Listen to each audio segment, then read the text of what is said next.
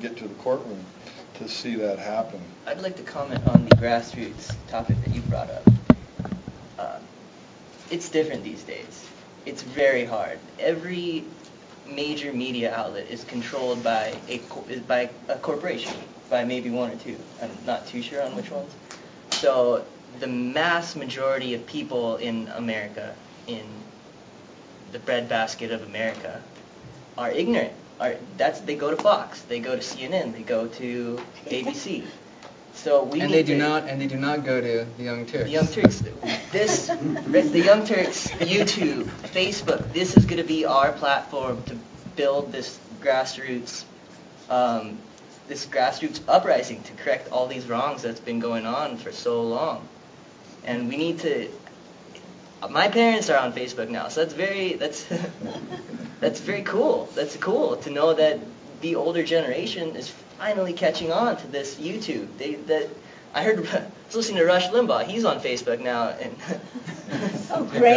He was asking people to add friends, add me as a friend. So they know that this is something big, and the corporations also know. So they're going to be going in, and they're going to be doing their best to keep the blindfold on us. They're going to be doing their best to go in with their money, to buy off, to manipulate everything they can, because they know this is the way it's going to happen if it's going to change.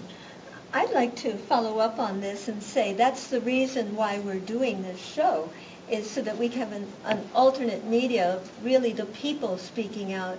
And this is an effort at really grassroots democracy to get people speaking on their own issues. The one thing I think we cannot have closure on this discussion is without mentioning the name Roger Christie. Could one of you please bring up what's going on there? I'd like to bring up, I happen to know Roger personally, and the Green 14 they're calling him, and I know a couple of the other people. Now they're charging him with conspiracy.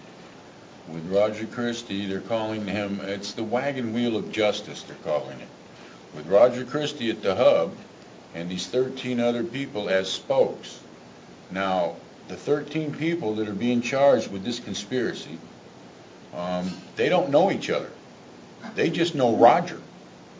But because they know Roger and Roger knows this guy, they're being charged with conspiracy. And because Roger's ministry was where it was and a school moved in after he was already there, they were all facing a 5-year minimum. Now they're facing a 10-year minimum. 10-year minimum for all 14. Roger, they're trying to give life. Roger, they won't give bail to because they say he is a menace to the community. And this is a man who's done nothing but help the community, tried to help people, believes in his religious views and his right to sacrament, and was nothing but a positive influence in our community. No bail at all.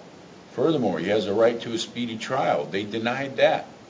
Even though he's in jail with no bail, they allowed the prosecutor to say it's a complicated case, and he doesn't even go up to trial for till April. They also seized all of his assets, so he can't mount a defense.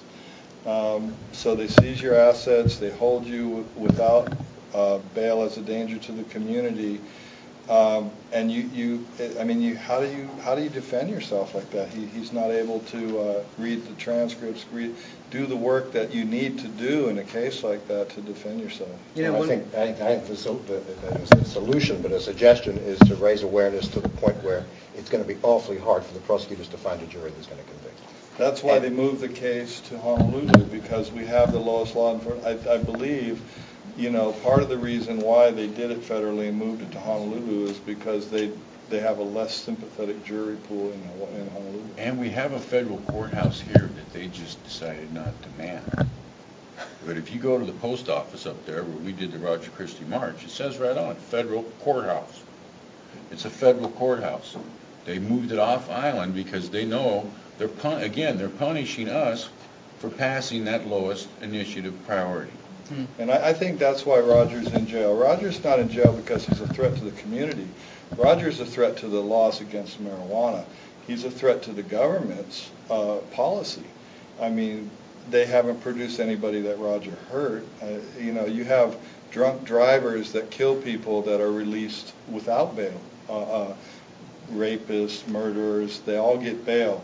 Roger Christie provided medicine, like Mike was talking about earlier. There's no mechanism for patients to get medical marijuana in the state of Hawaii. Roger Christie actually was providing Brave that enough. service, and for that he's considered so dangerous to the community that he cannot even be released on bail.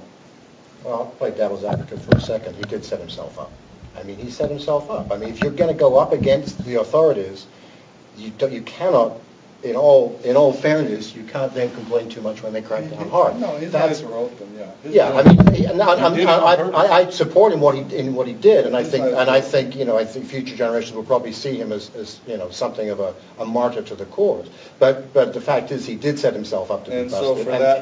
for that he shouldn't get bail. Well, no, I don't. I don't know the ins and outs of the prosecutor's case or why they're doing any of that. That sounds pretty awful. Well, this is America, and he's been convicted of a Well, crime. he's also entitled to due process, so I'm sure Yeah. he's got attorneys who are working on why he's not getting bail. Yeah, one last question I have. We gotta wrap up here, but I mean, you guys have just done a great job of like laying out what's going on with them imposing on people's land, just showing up on your property. These like massive, obvious atrocities. So, are there any lawyers out there with guts that are going to be stepping up, or what's the deal?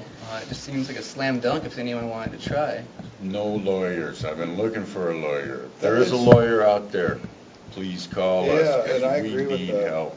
There is, it's a real interesting thing, because I've been sitting through these trials, and a lot of the lawyers are aware of all this, and yeah, we haven't found a good legal team or a good lawyer yet. I mean, there's miscellaneous stuff here and there. The movement is coming from the people. It's a grassroots movement, and totally that's agree where on it's that. coming from. Has anyone contacted the ACLU? We're working with the ACLU.